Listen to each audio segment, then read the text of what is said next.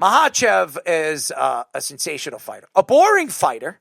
Islam is a boring fighter. And Jack Della, I call him Jack Della. I'll call him Jack. But Jack was going into a fight where he's just walking into a guy that's going to take you down and dominate the fight. There were a lot of kicks being thrown, and I think Maddalena was just getting kicked all over his legs, being dominated. And then when he wanted, and I'll say this, Islam, when he wanted to take him down at will, he took him down at will, and he just dominated him on the ground. And it was expected. Islam is one of the best ground and pound fighters in mixed martial arts. These Russian fighters know how to dominate and completely control you on the ground. And you saw it. There was nothing more to say about that fight, but comparing him to Anderson Silva, I don't know about that. Anderson Silva is one of the best Brazilian jiu-jitsu fighters we've ever seen, one of the best stand-up fighters we've ever seen in UFC history. Islam is not one of those guys. Makhachev is not a guy. And by the way, when anybody tries to compare fighters in the past and compare fighters to the future of what the mixed martial arts world is going to be, I'm not going to compare a guy that is going to take you down at will. And there are 3 guys right now in the UFC that just do that. And Islam is one of them. He is a great wrestler. All-around fighter, I wouldn't consider him. If he fights Usman, I think this is going to be a complete domination. Usman can't fight wrestlers. He's not very good at fighting wrestlers. Now he's going to get into an octagon with one of the greatest wrestlers we've seen. It doesn't make any sense why he wants to fight Usman. Usman is not the same fighter he was as a dominant fighter 4 years ago, 3 years ago. He's a good fighter. He's not a fighter that I'm looking forward to fight Islam in the next fights. That's what wrestlers do. They chop at you until they can take you down, and once they take you down and they know they can control you on the ground, and that's what Islam did. Jack Della is a guy that is going to stand up with you. He's going to try to knock you out, and as soon as you control the one thing that he's strong at, and you can do the things that he can't do on the ground, which everybody expected. I don't think anybody was doubting Islam's talent. He can go and dominate you on the ground. He could dominate anybody. If Islam wants to fight in the middleweight division, if he wants to fight in the light heavyweight division, he could because of his tactical wrestling and what he can do on the ground. He's one of the best tactical wrestlers we've ever seen. So I'm not surprised that he dominated the fight. And I mean, he dominated. When you look at the points, I mean, I'm looking at the scores right now, 50-45. That's domination. And I think he'll stay at that weight because he knows he can dominate at that weight class. And there's a lot of good fighters in that weight class. He's dominating at the 155, and he will eventually, like you said, there's a good chance that White House fight could be something that everybody's looking forward to, and maybe he cuts down to 155 to get that opportunity to fight a guy that has been as dominated as he's been since he's come into the UFC. But Islam is the best tactical, I believe, wrestler in mixed martial arts. And that's crazy to say because there's quite a few of them that are really, really good. But he is the best. And you can see why everybody talks about this kid being as dominant as he's been. I mean, look at his record. He's 17-1 as a UFC fighter. I mean, the last time we've seen a record of this magnitude was, and I'll say this, John Jones. John Jones has lost one fight, and it was a disqualification. When we go back and we look at what Islam has done, I was at that fight. I was at that fight, and I remember that fight. Knee down and elbow to the top of the head. I remember that fight. I could say this about Islam. When you watch him, it's not just about his tactical ability and what he can do on the ground. It's the way he dominates you on the ground, and he doesn't give you any chance to breathe. And when you watch Dak, and he was trying to squirm and he's trying to get out of certain things. He got him in half guard. He was trying to pull out and trying to control his hands or trying to get out of the grip. It's almost physically impossible when you watch a dominant wrestler of this magnitude, Islam, the way he could defend and put pressure on you when he gets on top of you to get his grip off of you. His grip is so strong and so powerful. It's like putting bricks on your hands and all these bricks on your hands and trying to get your hands free from it. It's almost impossible. And you saw the dominating ability that this guy has. Now, to the undercard. Oh, I'm not the undercard. The second main event, Valentina and Zhang. Zhang has not been the same fighter. She really hasn't been the same fighter in a very, very long time. Now she wins fights, but you could see, Valentina could be on the tail end of her career.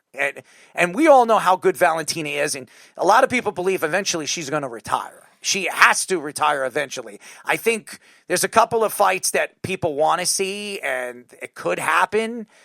Somebody coming back from retirement, that's been the conversation after her next fight. So we'll see. I'm not going to mention any names because we got to see if that'll ever happen. But Valentina dominated Zhang. I don't think there's anything about...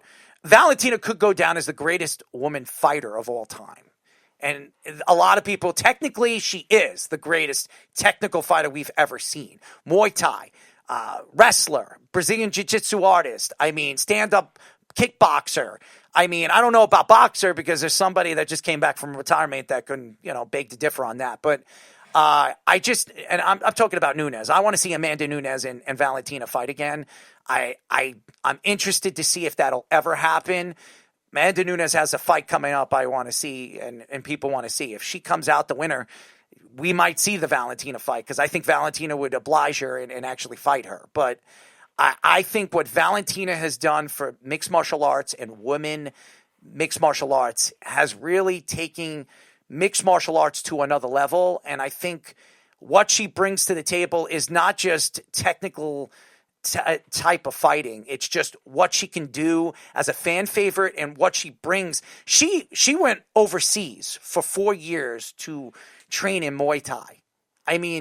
For somebody to really give her life to mixed martial arts and what she has done for mixed martial arts is incredible. And Dana White said it best after the fight against Zhang. He said that it's not the person, it's the fighter within. And she's a fighter. There's nothing more to say anything about Valentina is that she is what you want in fighting and women fighting in the future. And you want to see that for all the next champion fighters coming up in all the different weight classes. If you have Valentina's heart, you'll have a chance to be a champion in multiple different weight classes. And congratulations to Valentina. I don't know how many fights she has left. I want to see that Amanda Nunes. They fought a long time ago. I'd love to see Valentina Amanda Nunes too. That would be fun to watch. And then there was the Michael Morales, Sean Brady. I will say this. Yeah. That was the best fight on the card as far as I'm concerned. I know because it was a knockout. And a lot of people watching these fights, even though they were technically sound and you like to watch wrestling and ground and pound, and that's something, but Morales knocking out Brady. Brady was, to me, the favorite to winning the fight. Brady was an up-and-coming contender, and everybody was saying, this guy is going to be the next big superstar for the UFC. And then he walks into Morales, and Morales knocks him out. And to me, that's what makes mixed martial arts so fun to watch, is something that you don't expect to happen. And it was surprising. You saw it, from the guys, the ring announcers on the sidelines when the knockout came. I think the fact is when you think about matchups and technically sound matchups, and you try to match these guys, the UFC for years have had problems putting good matchups against one another because I just think there's not enough good fighters right now in mixed martial arts and in the UFC. And when Morales, everybody, I think if you were a betting man, you had Brady winning this fight either by knockout or decision. And the way Morales, and honestly, I got to give Morales a little bit more credit.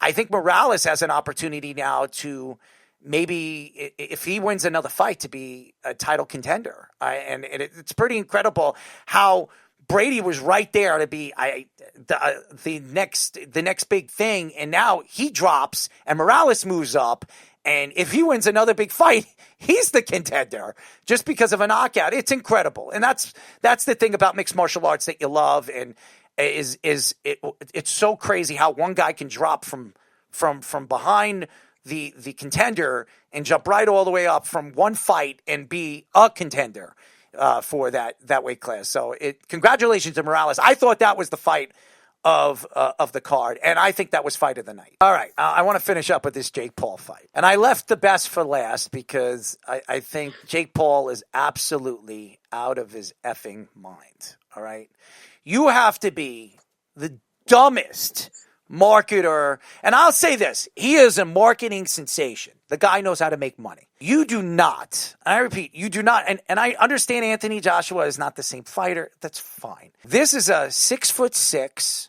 250-pound monster who has knocked out some of the best heavyweights in the world. And you're going to go in a month's time in the ring, and I don't think Anthony Joshua cares. Anthony Joshua could eat himself out of a house and home, and Jake Paul could be in the best shape of his life and doesn't stand a chance against this guy. First of all, you're going to fight with 10-ounce gloves in a heavyweight. You're fighting. It's not an exhibition fight. This is a real fight. And unless Anthony Joshua is going to get paid off to lose this fight, and I don't think Anthony Joshua will be laughed at if he loses his fight against Jake Paul, I expect this to be a first or second round knockout easily. Jake Paul does not know how to fight. He's never fought a big heavyweight boxer like this. This is a guy that throws heavy jabs and throws an absolute monster left hook.